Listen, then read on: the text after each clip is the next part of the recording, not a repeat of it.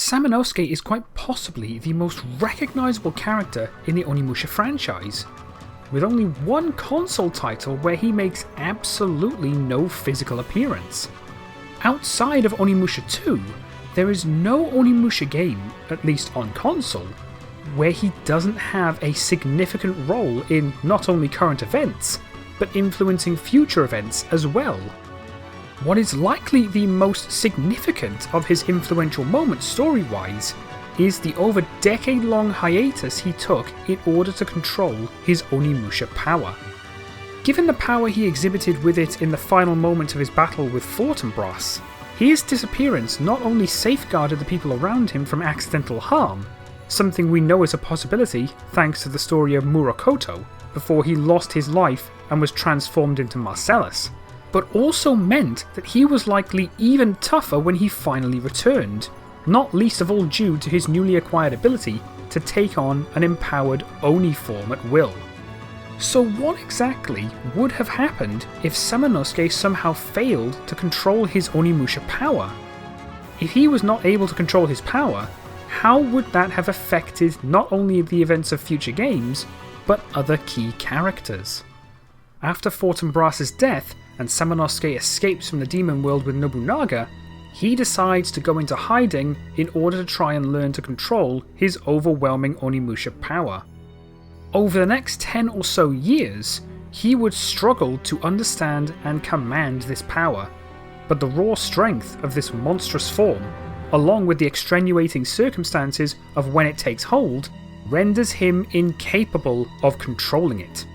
By the time that Jubei Yagyu defeats Nobunaga at Gifu Castle, Samanosuke has decided to only keep up his fight in secret, trying to influence the narrative that he died within the demon world. This means that Kaede never actually finds him in the Foggy Valley, leaving her to be Mitsuhide's sole agent.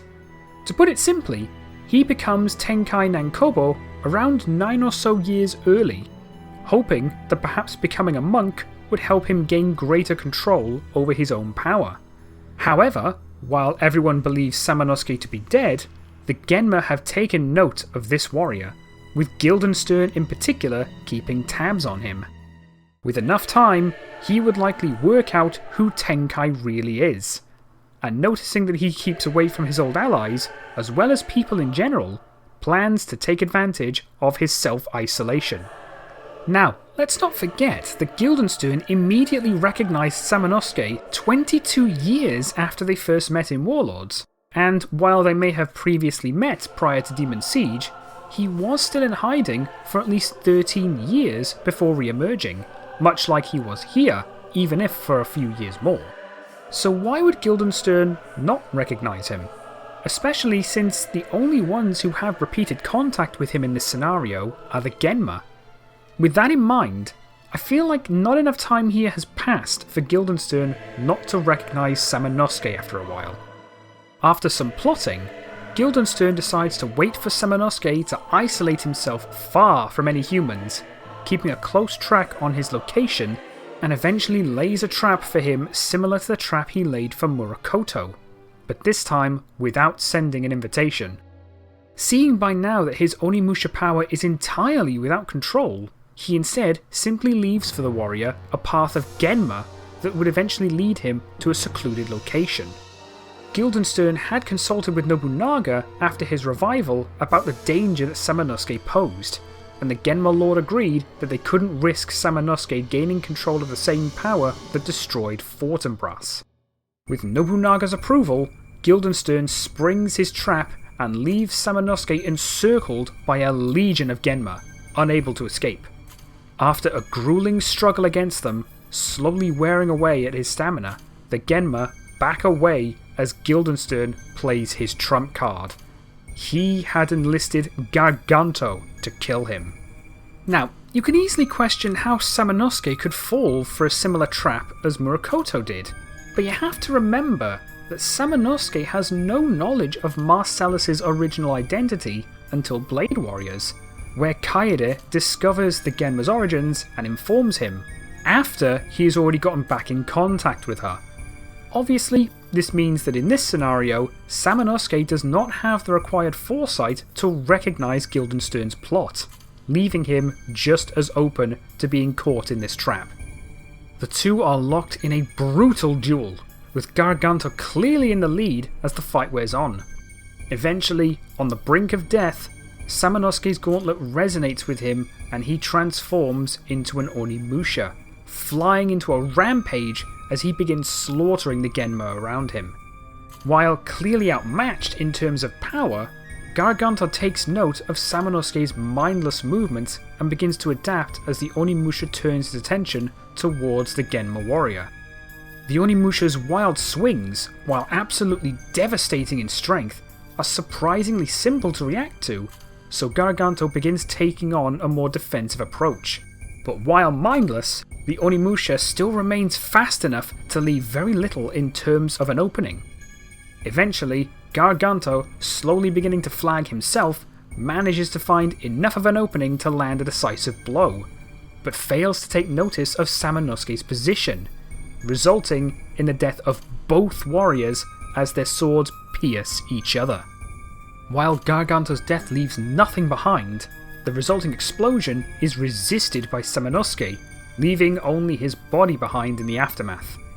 While the death of Gargant is a big setback for the Genma, Guildenstern is rendered ecstatic as he arrives to retrieve the body of one of his greatest enemies.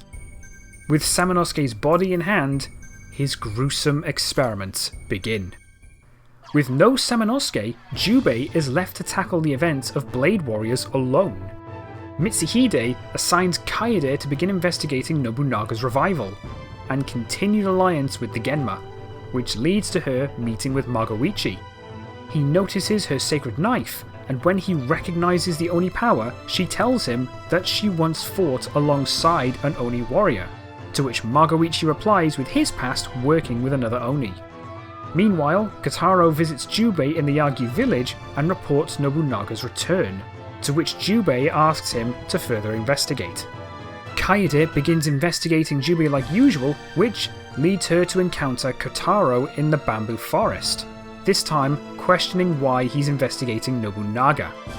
Kotaro notices her sacred knife as well and asks about it, and Kaede remains wary, leading to Kotaro telling her that he's working on behalf of Jubei Yagyu.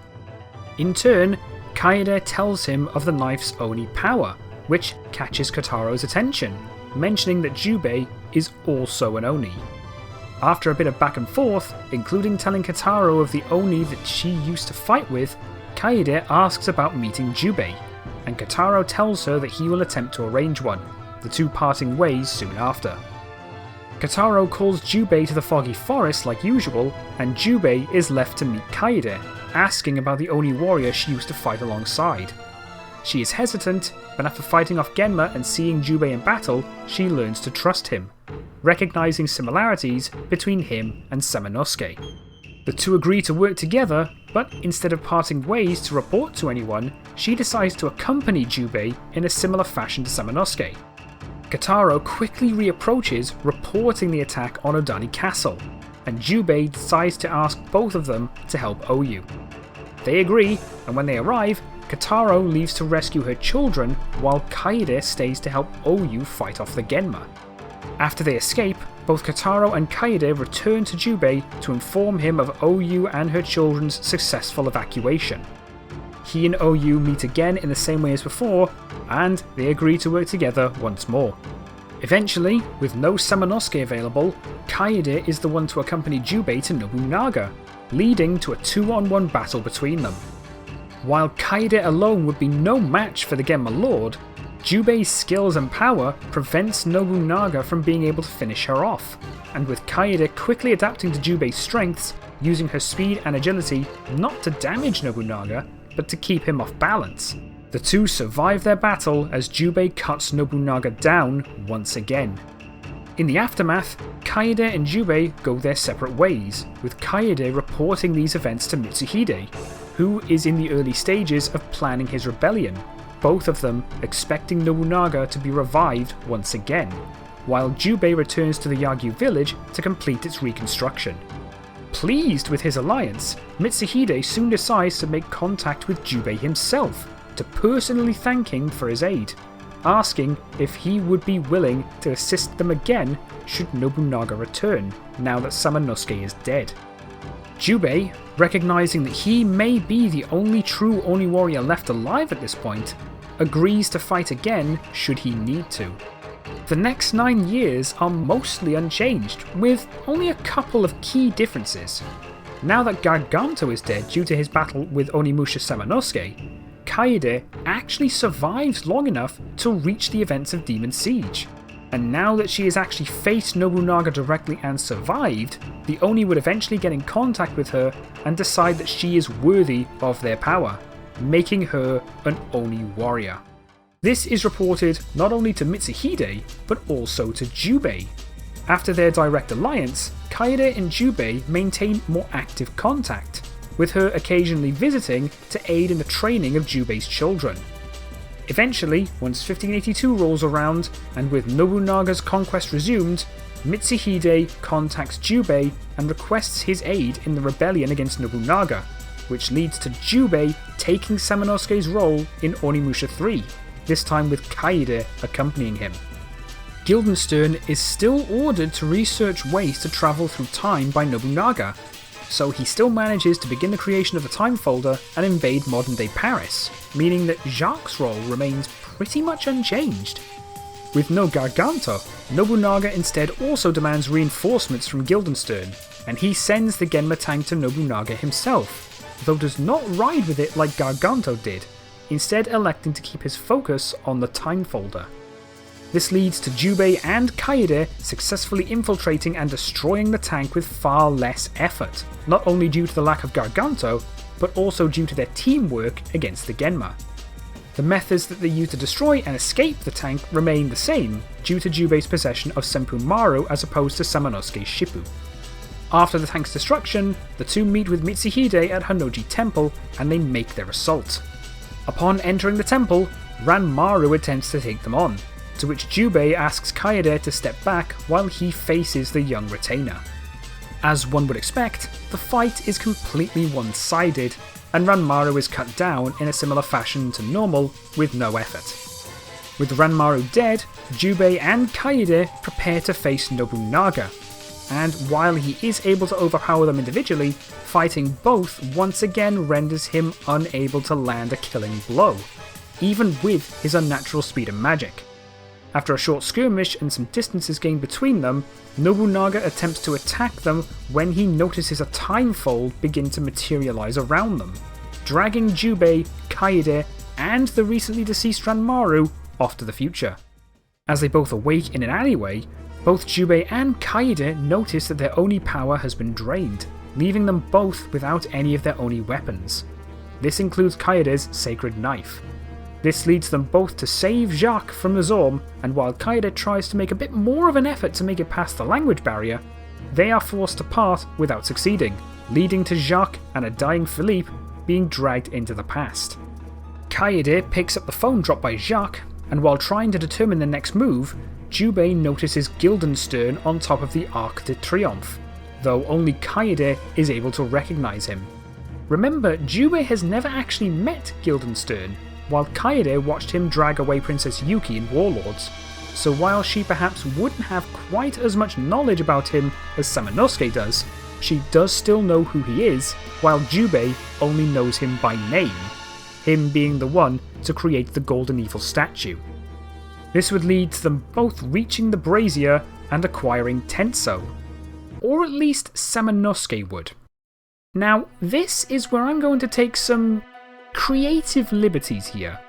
Throughout Onimusha 3, there are 3 new weapons that Samanosuke obtained through dragon orbs found in the future, those weapons being Tenso, Kuga, and Chigo.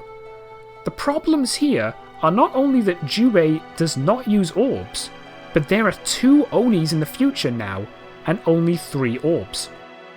What I've decided would happen, since there's not really enough to go around here, is that upon finding one of the orbs, Jubei would first gain its power by holding it in his left hand in a similar fashion to the dragon shrines, recognizing the Oni mark on his palm.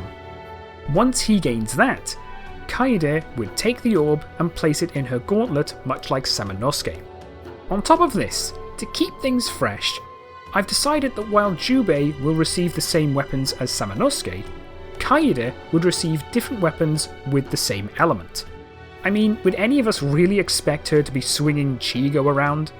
Also, to be honest, I just wanted to come up with some new Oni weapons.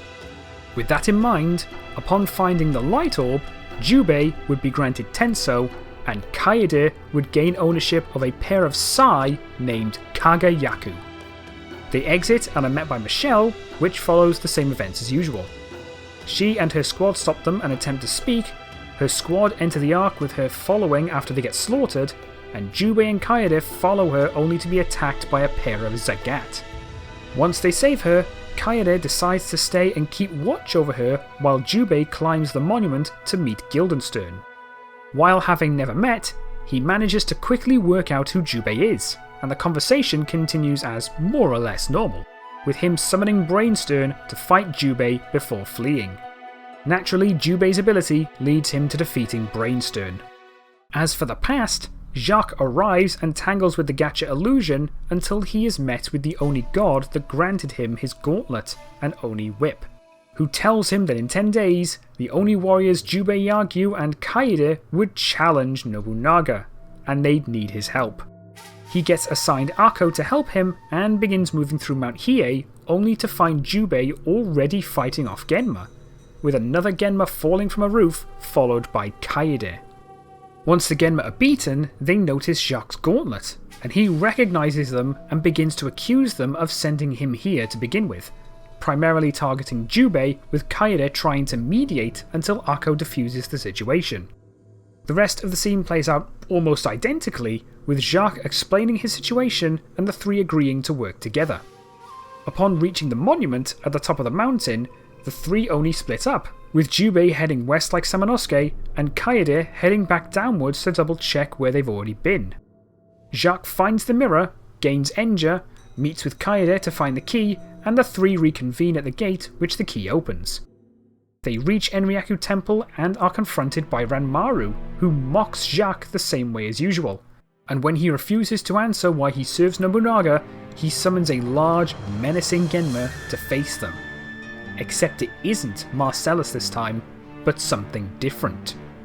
While it shares many features, it wears what appear to be 2 gauntlets rather than only Marcellus's 1, with no shield to speak of. Its expression remains emotionless rather than the menacing grimace that Marcellus wears, with long white hair and what appears to be a green orb in its chest. Its gauntlets also seem to have orbs inside them, blue on the right and red on the left. As it lifts its head to look at the three Oni, Kaede freezes on the spot, much to Ranmaru's amusement, and he simply tells her that he hopes that she enjoys her reunion, laughing as he leaves. Jubei tries to chase him down, and as Kaede tries to follow, almost flying into a rage, not only at his mockery, but at such a painful reunion, the creature suddenly summons a warped double-bladed Naginata, using one of the blades to block her escape, forcing her to stay and fight with Jacques, just as she stutters a name. Samanosuke? Yep, I'm sure you guessed it fairly quickly, but this is a Genma transformed Samanosuke. Suffering the same fate as Murakoto, Guildenstern began work on converting him into a Genma after the double death of Garganto and the out-of-control Onimusha, eventually resulting in the Genma known as Voltimand. What makes it worse is that while Samanosuke still managed to seal away the Bishaman's sword after Fortinbras' death, he was still in possession of Reizan, Enryu, and Shippu, all 3 of which are now in Voltimand's possession. In the initial half of the fight, Voltimand utilises a warped Shippu in order to maintain the speed necessary to keep up with the 2 Oni, but after Kaede and Jacques begin to slowly wear him down, Voltimand changes to a large broadsword, trading speed for a huge boost in power. It attempts to use this weight and strength increase to throw the Oni off balance, but after a while they begin to gain the upper hand, the whole time Kaede begging for him to stop, trying to remind Samanosuke of who he was. Of course, this proves useless, and eventually, Voltimand is defeated. However, he is not killed like Marcellus. Guildenstern had already learnt much from his previous Oni convert Marcellus, and decided to try and improve on his design with Voltimand. While unquestioning loyalty to the Genma was a clear requirement, Marcellus only knew one thing: fighting whoever he was told to fight. This, unfortunately, meant that outside of changing tactics by switching fighting styles, Marcellus was incapable of thinking for himself and was left with no knowledge of not only when best to fight, but also when best to retreat. This time, Guildenstern decided to give Voltimand a little more independent thought in that respect, resulting in him recognising that fleeing Enryaku Temple was the better option, electing to be able to fight them again at a later date.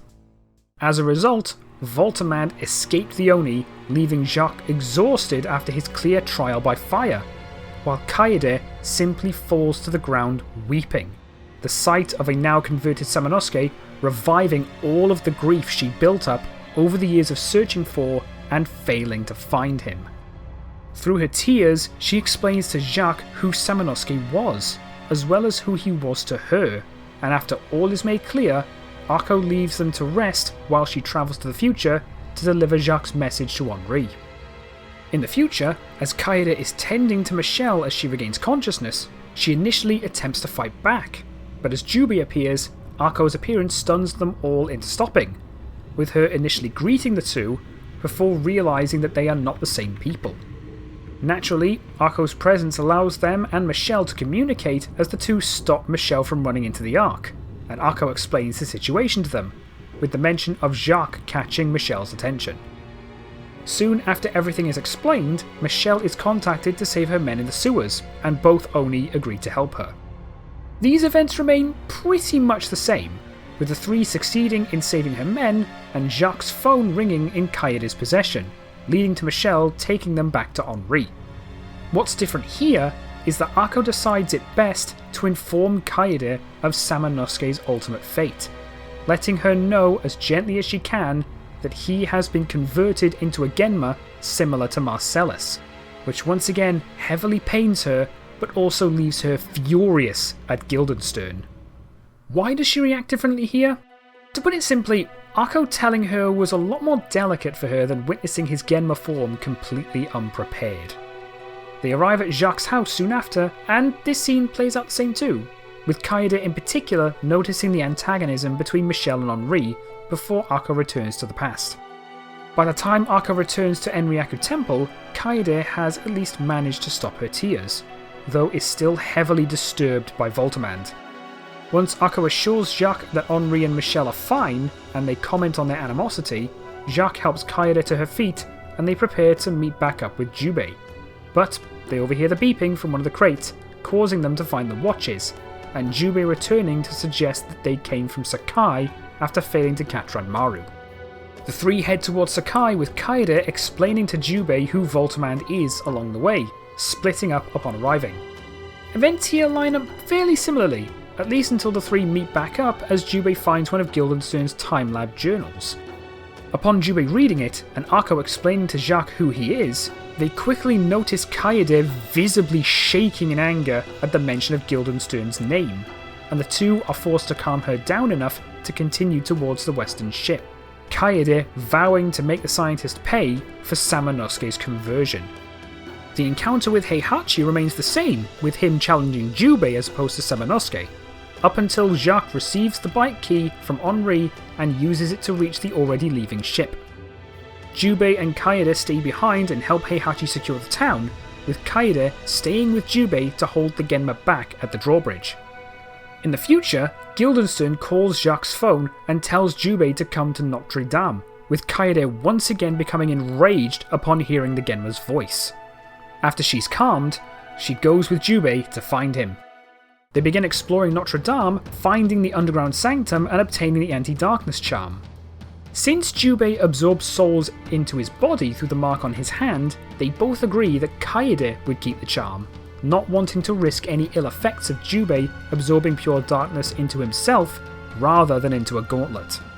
As a result, Kaede is the one to cleanse the statues and awaken the nearby Oni orb. As before, they both receive power from this, granting Kuga to Jubei, while Kaede receives the Oni Shuriken entitled Kaze. They reach Guildenstern in the basement, with Kaede almost immediately losing her composure upon seeing him, furious over his conversion of Samanosuke. Guildenstern is clearly amused by her outburst, mocking Samanosuke's failure, and after revealing his plan to master time travel, escapes to the Undersea Temple while the two fight off some Dordo. They follow Guildenstern through his teleporter, and like usual, Akko notices the western ship and fails to hop across time, with both Jubei and Kaede suggesting that the time folds mentioned by Guildenstern are related. Events here mostly line back up, with both Jubei and Kaede encountering a now mutated Ranmaru after finding the blue control disc. Ranmaru primarily aims his madness towards Jubei, being the one responsible for his previous death, but he remains too weak to defeat them both and escapes to allow for his body to stop fighting off the Genma blood. From here, things remain the same until Jubei and Kaede are able to return power to the temple and reach the third and final Oni orb, granting Jubei Chigo and giving Kaede a Chigi-Riki known as Sechi. After this, they find and send to Jacques the red control disc, leading to Jacques defeating Gertrude and escaping on a Genma train. Akko returns to inform Jubei and Kaede, and they search the northern chamber to see if one exists in the future. Ranmaru ends up ambushing them, and while he isn't able to kill either of them, he manages to separate them in order for Jubei to get caught in his trap, with Kaede getting a shock whenever she tries to approach and free him. She's quickly driven to anger as Ranmaru raves about his plan to transform Jubei into a Genma, and she lunges at him, only to be pushed back. Ranmaru leaves cackling and Jubei disappears, leaving Kaede and Akko to try and figure out what to do next, with Kaede briefly almost becoming a bit panicked at the prospect of somebody else being converted into a Genma. While they search the temple for Jubei, Michelle loses Henri after he runs off, reaching the basement of Notre Dame. As she finds Guildenstern's plan to turn Boulogne-Zoo into a centre for Genma research, Kaede and Akko find her, deciding to use the teleporter to return from the temple. Michelle and Kaede search the zoo and eventually find Jubei and Henri trapped in the basement of the research centre, and after freeing them, Guildenstern captures them like normal. Jubei and Kaede find the key and reach Guildenstern, with the scientist finally facing them himself. Naturally, despite his best efforts, the two Oni prove too much for him and he is beaten, with Kaede landing a heavily cathartic final blow. Like normal, Guildenstern gloats about his Time Folder's completion, and as he revels in its creation, Kaede, knowing that he won't reveal anymore, drives her knife through Guildenstern's heart, ending his life with a final statement: "That was for Samanosuke." Michelle and Henri are freed, and Michelle figures out that Mont Saint-Michel is their next destination, with Akko using his mother's ring to allow Henri to have one final moment with his late mother. The events here are once again identical, with there being literally no changes whatsoever in the past for the entirety of Mont Saint-Michel, and while both Jubei and Kaede are here rather than just Samanosuke, events play out the same regardless, leading to the two encountering and defeating Gertrude and escaping Mont Saint-Michel after Henri rescues Jacques from the trap inside the monastery. After Jacques is dropped from the flying fortress above Lake Biwa, Akko leads Jubei, Kaede and Heihachi to him, and they discuss their plan to assault Azuchi Castle with the Oni army orb. Like usual, Heihachi goes straight to the castle in order to have someone on the inside, while the three Oni search for the orb. When they reach the mansion, Kaede is close enough to the front of the group that she gets trapped inside with Jacques, leading to both of them exploring the mansion while Jubei searches for another way inside. Honestly, it hardly matters as to whether or not anyone is with Jacques inside the mansion here, but I just feel like Kaede's usual role as a scout would mean that she is near the front of the group, so she gets trapped with Jacques. After they find the orb, the three arrive at Azuchi Castle, and Kaede, being the only person with a gauntlet that uses orbs, chooses to awaken the army and stays behind to keep control of them, leaving Jubei to storm the castle alongside Jacques. As a result, they, alongside the Oni army, steamroll the Genma in record time and manage to reach the castle in time to kill the Genma before Heihachi even has the chance. As Ranmaru appears and taunts the spearman, Heihachi chases Ranmaru down, while Jubei and Jacques head to the top of the castle, believing Nobunaga to be there. While on the roof, they are ambushed once again by Voltimand, who this time opens using his larger broadsword and begins utilising magic a bit more often. After a while, he changes to a large daikatana and begins launching lightning strikes. But Jubei and Jacques' combined efforts once again push Voltimand back enough to force him to flee. Jacques and Jubei reach Vega Donna and defeat her, realising that Nobunaga is not here after finding Heihachi fatally wounded by Ranmaru's trap. Heihachi uses his final breath to tell them where Nobunaga really is, and breathes his last. After a moment of silence for him, they begin to wonder why Kaede hasn't managed to join them. Surely she should have been done finishing off the Genma outside by now, right? As they leave the castle, they find her injured and slightly limping towards them. As it turns out, after they pushed back Voltimand, he took the opportunity to attack Kaede while she was focused on controlling the Oni army, but by the time he reached her, the rest of the Genma had been mostly wiped out, so she was able to direct the Oni army towards Voltimand instead, forcing him to flee once again after managing to wound her. Luckily, her wounds were not fatal, so after patching her up, Akko travels to the future while they head towards Honnouji Temple. While Henri remains hopeful that Jacques will return after Akko gives them the news, Jubei remains concerned that if he fails, Nobunaga will arrive in the future, knowing that the time folder must be destroyed either way. He and Kaede begin to ascend the Eiffel Tower, and after witnessing the massive time folder and defeating a second Brainstorm, confront Ranmaru and fight him. Regardless of his increased speed and strength, the two Oni as a team are far too much for him to handle, but he manages to turn on the folder before he collapses, with Jubei and Kaede telling Akko to return to the past to stop Nobunaga. The three Oni arrive at Honnouji Temple and begin the assault, storming through the Genma until they reach Ranmaru. Like normal, Jacques decides to face him alone and dominates their short battle, leaving Ranmaru beaten to death. As they take a moment to take in his death, Jubei and Jacques begin moving towards the temple while Kaede hesitates for a moment, looking down on Ranmaru with a mix of pity and disgust. Out of nowhere, while she and the others were distracted, Kaede is stabbed from behind by Voltimand, who had been watching from the shadows, waiting for the right moment to attack. As he throws Kaede aside, he turns to the other two Oni, who are shocked and angered at her death, and another grueling battle begins.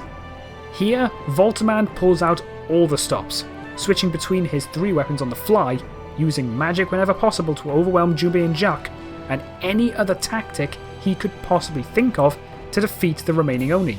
But Jubei and Jacques' combined strength is enough to defeat him, leaving him laying motionless against the wall.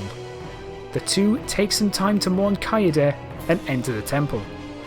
With only Jubei and Jacques left, the fight with Nobunaga plays out the same, with Jubei being initially incapacitated, leaving Jacques to face down Nobunaga alone. Jacques succeeds and bids farewell to Jubei as he is finally sent back to his own time, but Nobunaga rises again and manages to catch Jubei off guard, allowing him to kill the Yagyu while Akko and Jacques escape through time.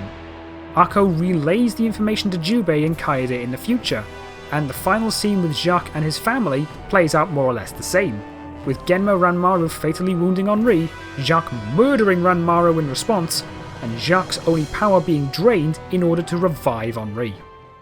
Jubei and Kaede return to Honnouji Temple to find not only the other Kaede's body, but also Voltimand slowly regaining consciousness after his previous defeat. Kaede asks Jubei to let her deal with him, and when the Genma proves too weak to lift his arms, Kaede kneels down in front of him, and with a tear in her eye, apologizes as she drives her knife through his heart, telling Samanosuke that he is finally free. Voltimand almost seems to respond to this, breaking his usual stone-faced expression with what appears to be a small hint of lucidity in his eyes, before closing them entirely and shriveling away, leaving behind only Shiden, Kuen, and Arashi. She takes them but decides against using them, electing instead to absorb the Oni power from the other Kaede and transforming into a true Onimusha.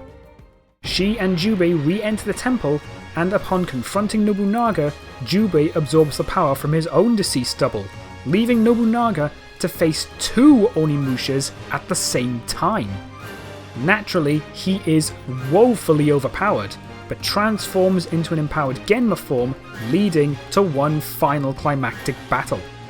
With Jubei's primary weapon now being his arm cannon, he is forced to keep his distance and provide ranged support, while Kaede faces Nobunaga at close range, using her speed to keep him on his toes, until Kaede manages to disarm him, allowing Jubei to absorb the darkness from Nobunaga's weapon after Kaede quickly gives him the anti-darkness charm at his request. Their combined might is beyond overwhelming, and inevitably Nobunaga is finally defeated. As they all wake up in their human forms, Nobunaga finally accepts his defeat, and Kaede is the one to absorb Nobunaga's darkness into her gauntlet, sealing him away forever. While Jubei remains satisfied with fulfilling his promise to Jacques and the Oni clan, Kaede takes a moment to remember Samanosuke, and the two escape Honnouji. Jubei and Kaede part ways one final time, thanking each other for the aid in Nobunaga's final downfall, and Jubei returns to the Yagyu village to resume training his children while Kaede decides to disappear, choosing to promote the narrative that she died with Nobunaga in Honnouji. Ako decides to stay with her as she begins her own mission to seal the gauntlet, and they travel back to Enryaku Temple. With everyone outside of Sekishusai assuming Kaede to be dead, she changes her identity from Kaede to Otsune, essentially taking on Tenkai's role in this scenario. This time, however, Otsune decides to keep the Oni orbs in safe storage within the temple as well, not wanting to risk anyone, especially the Genma, getting their hands on them again. After Hideyoshi kills Mitsuhide in the Battle of Yamazaki, Otsune constructs the Akechi tomb in Kyoto to bury him, also constructing an extra monument in honour of Samanosuke, hoping that he will be remembered for his exploits against Fortinbras rather than his time as an unwilling servant of the Genma. From here on out, Otsune pretty much fulfills Tenkai's role throughout Dawn of Dreams almost identically, replacing her knives with naginatas similar to Tenkai's usage of staves, as well as learning the ways of a monk much like he did and gaining purification charms, though this time motivated by her regret at failing to save or purify Samanosuke. With all this in mind, pretty much everything that would occur in Dawn of Dreams does so as normal. So this feels like a good place to end the story. What do you guys think? Interesting how one simple change can cause events to veer off so much. I must be honest, I was so excited to finalise the story once I started playing with the idea of Samanosuke becoming a Genma similar to Marcellus. I was a bit conflicted with what his name would be, with the other option being Lucianus, once again taking potential names from Shakespeare's Hamlet much like most of the other named Genma. But I decided that Lucianus would be a little too similar to Marcellus, and I decided to go with Voltimand instead. I suppose it would make sense, given that they would be very similar Genma created under near identical circumstances, but I just wanted him to feel a little more unique. I couldn't help but be a bit excited at the prospect of coming up with Oni weapons for Kaede as well, so I hope you guys like the idea too. Speaking of Kaede, I imagine you're wondering why I chose the identity of Otsune for Kaede post-Demon Siege. Looks like it's time for another one of my patented history lessons.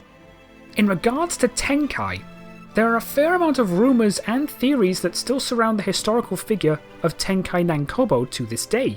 including those that suggest him to be another identity taken by either Hidemitsu Akechi or even Mitsuhide Akechi after the 1582 Battle of Yamazaki, theorizing that one of them may have survived the battle and changed their identity. With this in mind, I wanted to find another historically named kunoichi that existed at around the right time to play as Kaede's alternate identity, and Otsune felt like a good fit. For those unaware, Otsune was what was known as an Onimusha, which is a real term used for female warriors in feudal Japan, that took part in the defense of the 1599 siege of Suemori Castle. This defense succeeded due in large part to her efforts, and she was rewarded with financial aid by the Maeda clan as thanks.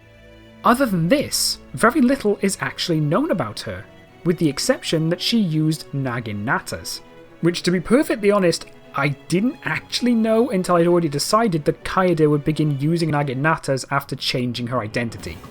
Honestly, it just felt like a good pick due to how little is known, leaving more freedom to play with events. Before I sign off now, I'd like to say thank you to everyone who's been taking the time to check out these Onimusha projects. The support has been incredible. So incredible, in fact, that even the cruel eyes of the YouTube algorithm have even taken notice. While it seems to fluctuate as time goes on more than one occasion, simply searching Onimusha in the search bar had my timeline project popping up as the third result, front and center of the search results. I cannot possibly describe how good that feels, and I have all of you to thank for that. It has certainly helped to maintain and in some instances reinvigorate my motivation to continue these projects. With that, I'll stop here. I hope you enjoyed this story as much as I enjoyed writing it, and if you have another idea as to what if scenario you'd like to see next, let me know in the comments. But until next time, take care everybody. Danish out.